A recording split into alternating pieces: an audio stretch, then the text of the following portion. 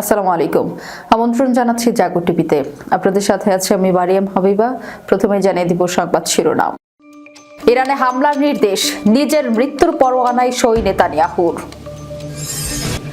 ভারত থেকে স্বাধীনতা ঘোষণা করল মণিপুর। সামরিক স্থাপনার সুরক্ষায় ইরানের অভিনব পরিকল্পনা। শান্তি প্রতিষ্ঠার প্রতিশ্রুতি না দিলে আফগানিস্তানে নতুন হামলা চালানো হবে, পাকিস্তানের প্রতিরক্ষা মন্ত্রী। উত্তর কোরিয়ার অস্ত্র ভান্ডারে যুক্ত হল শক্তিশালী পারমাণবিক রকেট লঞ্চার, উদ্বোধনে কিম জং উন। যুক্তরাজ্যের প্রিন্স অ্যান্ড্রু গ্রেপ্তার, রাজপরিবারের তোলপাড়। ইরাক যুদ্ধের পর মধ্যপ্রাচ্যে যুক্তরাষ্ট্রের সবচেয়ে বড় সামরিক উপস্থিতি। হামলার আশঙ্কা, নাগরিকদের দ্রুত ইরান ছাড়ার নির্দেশ পোল্যান্ডের প্রধানমন্ত্রীর। শুনছিলেন সংবাদ শিরোনাম, এবারে বিস্তারিত। ইরানে হামলার নির্দেশ, নিজের মৃত্যুর পরোয়ানায় সই নেতানিয়াহুর। কে বুঝাবে বেনিয়ামিন নেতানিয়াহুকে? তিনি নিজের মৃত্যুর পরোয়ানা নিজেই সই করতে যাচ্ছেন। ইসরায়েলি যুদ্ধবাজ প্রধানমন্ত্রী বেনিয়ামিন নেতানিয়াহু ইরানে হামলার প্রস্তুতি নেওয়ার নির্দেশ দিয়েছেন। প্রশ্ন হলো, এটি কি কেবলই কূটনৈতিক চাপ, নাকি সত্যি মধ্যপ্রাচ্যে বড় ধরনের সামরিক অভিযানের পূর্বাভাস? আর যদি যুদ্ধ শুরুই হয়, নেতানিয়াহু কি শেষ পর্যন্ত রক্ষা পাবেন? যদি সরাসরি যুদ্ধ শুরু হয়, তাহলে ইসরায়েল ও আমেরিকাকে দাঁত ভাঙা জবাব দেওয়ার প্রস্তুতি রেখেছে ইরান। সামরিক বিশ্লেষকদের মতে, ইরানের প্রতিরক্ষা কৌশল 3 স্তরে গঠিত: ক্ষেপণাস্ত্র ও ড্রোন শক্তি, আঞ্চলিক মিত্রজোট এবং নৌ ও ভূ রাজনৈতিক কৌশল। ইরানের ব্যালিস্টিক ও ক্রুজ ক্ষেপণাস্ত্র ভান্ডার মধ্যপ্রাচ্যে অন্যতম বৃহৎ। ইসরায়েলের গুরুত্বপূর্ণ সামরিক ও কৌশলগত স্থাপনাকে লক্ষ্যবস্তু করার সক্ষমতা রয়েছে ইরানের। গত কয়েক বছরে ইরান হাইপারসনিক প্রযুক্তি ও দীর্ঘপাল্লার ড্রোন সক্ষমতা প্রদর্শন করেছে। এদিকে লেবাননে হিজবুল্লাহ, ইরাকে শিয়া মিলিশিয়া এবং ইয়েমেনের হুতি এই axis of resistance network Israel ও মার্কিন ঘাঁটিগুলোর উপর বহুমুখী চাপ তৈরি করতে পারে। এতে যুদ্ধ একাধিক ফ্রন্টে ছড়িয়ে পড়ার ঝুঁকি থাকবে। এছাড়াও পারস্য উপসাগর ও হরমুজ প্রণালীর নিয়ন্ত্রণ ইরানের হাতে একটি বড় কৌশল অস্ত্র। তেল সরবরাহ ব্যাহত হলে বৈশ্বিক বাজারকে পড়বে, যার চাপ পড়বে সরাসরি পশ্চিমা অর্থনীতিতে। ইসরায়েলি গণমাধ্যমের দাবি, হোম ফ্রন্ট কমান্ড এর সঙ্গে একাধিক রুদ্ধতার বৈঠক করেছেন নেতানিয়াহু। একই সময়ে ট্রাম্প প্রশাসন জানান, ইরান ট্রাম্পের রেড লাইন মানতে রাজি নয়। এদিকে অঞ্চলটিতে বিমানবাহী রণতরী মোতায়েন করেছে আমেরিকা। এসব পদক্ষেপ কি কেবলই চাপ তৈরির জন্য, নাকি যৌথ হামলার প্রস্তুতি? ইসরায়েলের সন্দেহ, পারমাণবিক আলোচনায় ইরান কালক্ষেপণ করছে। অন্যদিকে ইরানের অভিযোগ, ইসরায়েল আলোচনাকে ভণ্ডুল করতে চায়। বাস্তবতা হলো, দুই পক্ষই প্রস্তুতি নিচ্ছে। তবে পূর্ণাঙ্গ যুদ্ধ মানে হলো পুরো পশ্চিম এশিয়াকে অস্থিতিশীল করে দেওয়া। তাই বিশ্লেষকরা বলছেন, এই সামরিক প্রস্তুতি হয়তো কূটনৈতিক চাপের অংশ বা দর কষাকষির অবস্থান শুরু করার কৌশল। ট্রাম্প ও নেতানিয়াহু যদি যৌথ হামলার সিদ্ধান্ত নেন, তাহলে সেটি শুধু একটি সামরিক অভিযান হবে না, বরং পুরো অঞ্চলটির শক্তিতে উস্কে দেবে। ইরান গত 1 দশকে এমন এক প্রতিরক্ষা ছক তৈরি করেছে, যেখানে সরাসরি আঘাত মানে বহু দিক থেকে পাল্টা আঘাত। ইসরায়েল ও আমেরিকা হয়তো যৌথভাবে আকাশপথে আধিপত্য দেখাতে পারবে, কিন্তু স্থল ও আঞ্চলিক প্রতিরোধের সমীকরণ সম্পূর্ণ ভিন্ন।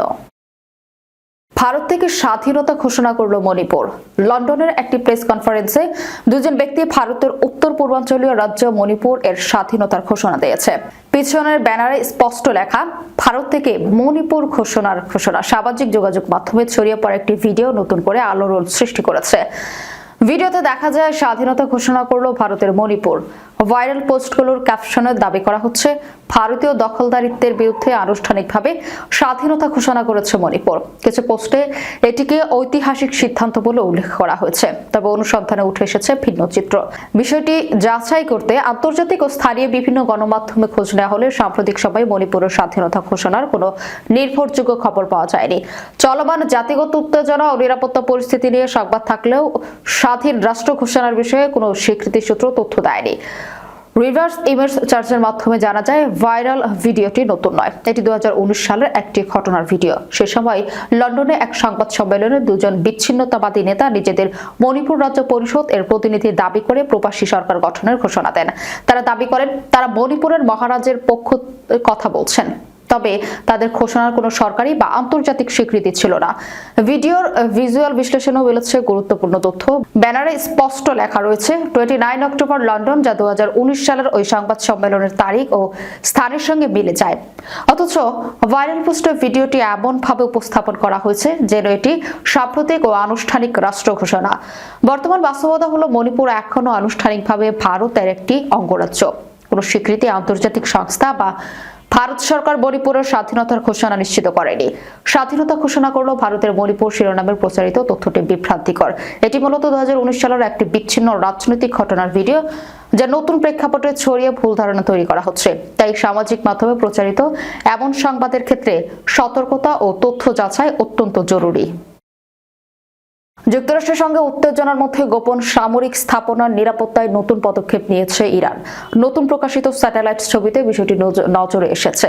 আল জাজিরার এক প্রতিবেদনে এই তথ্য জানানো হয়েছে।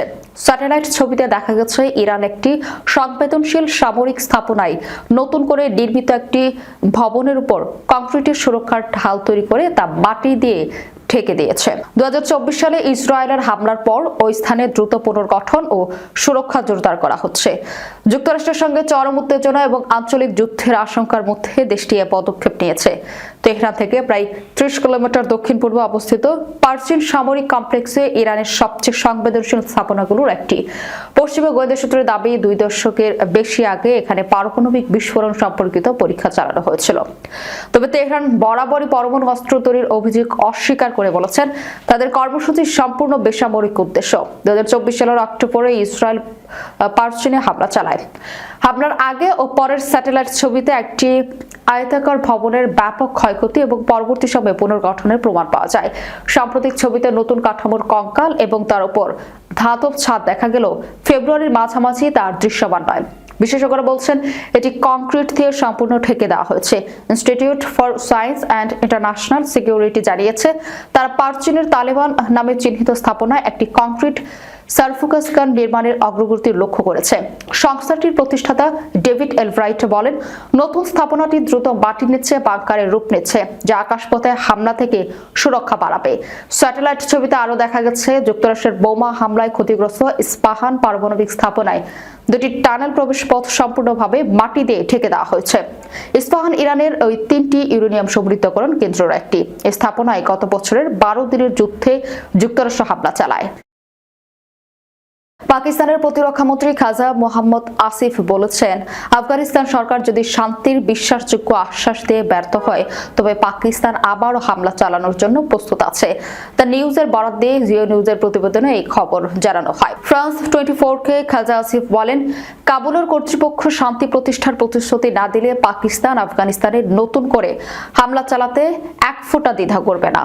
প্রতিবেদন বলছে, গত বছর অক্টোবরে আফগান তালেবান ও সশস্ত্র গোষ্ঠীর সদস্যরা পাকিস্তানের সীমান্ত চৌকিতে বিনা উস্কানিতে হামলা চালানোর পর ইসলামাবাদ এবং কাবুল সীমান্তে সংঘর্ষে জড়িয়ে পড়ে।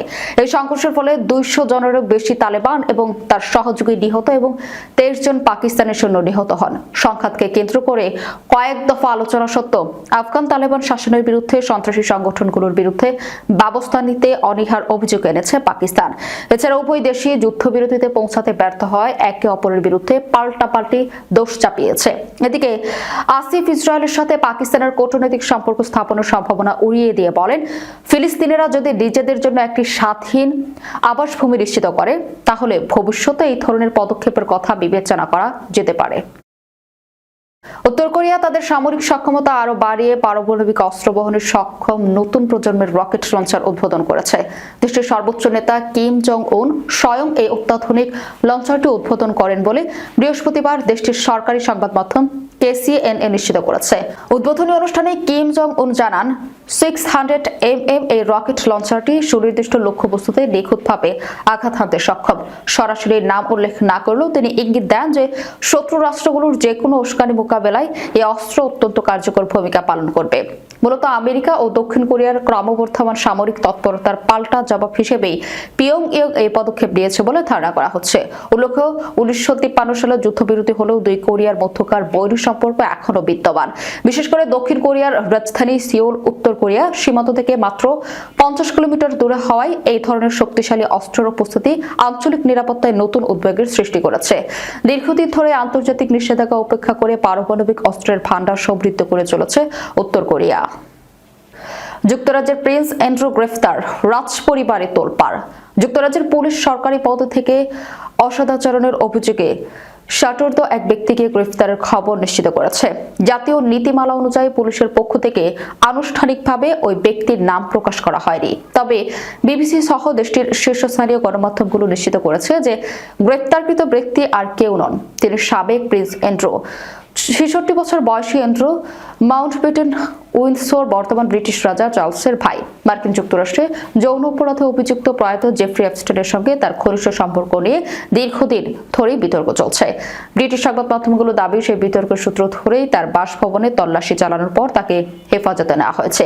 পুলিশের পক্ষ থেকে জানানো হয়েছে গ্রেপ্তারকৃত ব্যক্তির বিরুদ্ধে সরকারি দপ্তর তৎকালীন ক্ষমতার অপব্যবহার বা অসদাচরণের অভিযোগের তদন্ত শুরু হয়েছে। উল্লেখ্য যে এপস্টাইনের সঙ্গে অ্যান্ড্রুর সম্পর্ক নিয়ে আগে থেকেই নানা প্রশ্ন থাকলেও সম্প্রতি মার্কিন আদালতের নথিতে তার নাম নতুন করে আসায় পরিস্থিতি জটিল হয়ে ওঠে। এই গ্রেপ্তারের মধ্য দিয়ে ব্রিটিশ রাজপরিবার আবারও বড় ধরনের আইনি ও নৈতিক সংকটের মুখে পড়ল। ইরান ইস্যুতে মধ্যপ্রাচ্যে 2003 সালের ইরাক আক্রমণের পর আকাশ শক্তির সবচেয়ে বড় সমাবেশ ঘটিয়েছে যুক্তরাষ্ট্র। গত কয়েকদিনে বিপুল সংখ্যক অত্যাধুনিক যুদ্ধবিমান ও সহায়ক সরঞ্জাম এই অঞ্চলে পাঠিয়েছে দেশটি।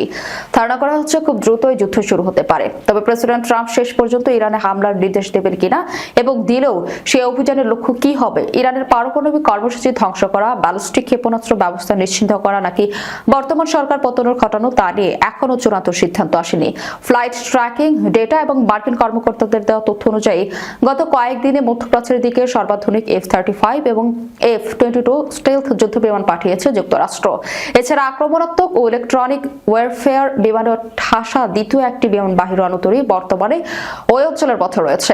বিশাল বিমান অভিযানের সমন্বয় করার জন্য অত্যাবশ্যকীয় কমান্ড অ্যান্ড কন্ট্রোল বিমান এবং গুরুত্বপূর্ণ আকাশ প্রতিরক্ষা ব্যবস্থা মোতায়েন করা হয়েছে।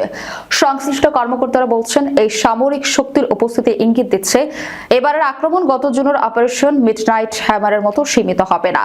এবার কয়েক সপ্তাহ ব্যাপী পূর্ণাঙ্গ আকাশ যুদ্ধ চলতে পারে। এদিকে গত মঙ্গলবারই জেনেভায় ইউরেনিয়াম সমৃদ্ধকরণ নিয়ে ইরান ও যুক্তরাষ্ট্রের প্রতিনিধিদের মধ্যে বৈঠক হয়েছে। হোয়াইট হাউসের প্রেস সেক্রেটারি ক্যারন লেভিট জানিয়েছেন, আলোচনায় সামান্য অগ্রগতি হলেও কিছু গুরুত্বপূর্ণ ইস্যুতে দুই পক্ষের মধ্যে এখনো অনেক বড় দূরত্ব রয়ে গেছে। তিনি আরো জানান, আগামী কয়েক সপ্তাহের মধ্যে ইরান একটি বিস্তারিত প্রস্তাব দেবে বলে আশা করা হচ্ছে। ইরানের সম্ভাব্য মার্কিন হামলার আশঙ্কায় দেশটিতে অবস্থানরত পুলিশ নাগরিকদের অবিলম্বে ইরান ত্যাগের নির্দেশ দেওয়া হয়েছে। একই সঙ্গে পুলিশ নাগরিকদের ইরান ভ্রমণ থেকে বিরত থাকতে বলা হয়েছে। পরিস্থিতি দ্রুত অবনতির দিকে গেলে পরে হয়তো পুলিশ নাগরিকদের নিরাপদে সরিয়ে দেওয়ার সুযোগ থাকবে না। পোল্যান্ডের প্রধানমন্ত্রী ডোনাল্ড টাস্ক ইরানে অবস্থানরত পুলিশ নাগরিকদের ইরান ত্যাগের আহ্বান জানিয়েছেন। এক সংবাদ সম্মেলনে টাস্ক বলেন, কোনো অবস্থাতেই এখন কারো ইরানে ভ্রমণ করা উচিত নয়। সক্রিয় সংঘাতের সম্ভাবনা খুবই বাস্তব এবং তা কয়েক ঘন্টা কিংবা কয়েক দিনের মধ্যে শুরু হতে পারে। তিনি আরো বলেন, দয়া করে বিষয়টি গুরুত্ব সহকারে দিন। অতীতে আমরা খারাপ অভিজ্ঞতা পেয়েছি যখন মানুষ এসব সতর্কবার্তা উপেক্ষা করেছে। তাই আবারও বলছি, অবিলম্বে ইরান ত্যাগ করুন অথবা ভ্রমণ পরিকল্পনা বাতিল করুন। যদি সরাসরি যুদ্ধ শুরু হয় তখন কাউকে নিরাপদে বের করে আনার নিশ্চয়তা দেওয়া সম্ভব হবে না। মধ্যপ্রাচ্যে যুক্তরাষ্ট্র ও ইরানের মধ্যে উত্তেজনা বৃদ্ধি, সম্ভাব্য সামরিক হামলার প্রস্তুতি এবং ইসরায়েলের সংশ্লিষ্টতার জল্পনার মধ্যে সতর্কবার্তা দিয়েছেন পোল্যান্ডের প্রধানমন্ত্রী। কয়েকটি দেশ এরই মধ্যে তাদের নাগরিকদের সতর্ক থাকতে বা ভ্রমণ এড়িয়ে চলার পরামর্শ দিয়েছে। বিশেষজ্ঞদের মতে পরিস্থিতি দ্রুত সংঘাতের রূপ নিলে আকাশপথ ও সীমান্ত বন্ধ হয়ে যেতে পারে। ফলে বিদেশি নাগরিকদের সরিয়ে নেওয়া কঠিন হয়ে পড়বে। পোল্যান্ড সরকারের এই সতর্কবার্তায় ইরান পরিস্থিতিকে কেন্দ্র করে ইউরোপীয় দেশগুলোর উদ্বেগের প্রতিফলন বলে মনে করা হচ্ছে। যাবার আগে শিরোনামগুলো জানিয়ে দেব আরো একবার। ইরানে হামলার নির্দেশ, নিজের মৃত্যুর পরোয়ানায় সই নেতানিয়াহুর। ভারত থেকে স্বাধীনতা ঘোষণা করল মণিপুর। সামরিক স্থাপনার সুরক্ষায় ইরানের অভিনব পরিকল্পনা। শান্তি প্রতিষ্ঠার প্রতিশ্রুতি না দিলে আফগানিস্তানে নতুন হামলা চালানো হবে, পাকিস্তানের প্রতিরক্ষা মন্ত্রী।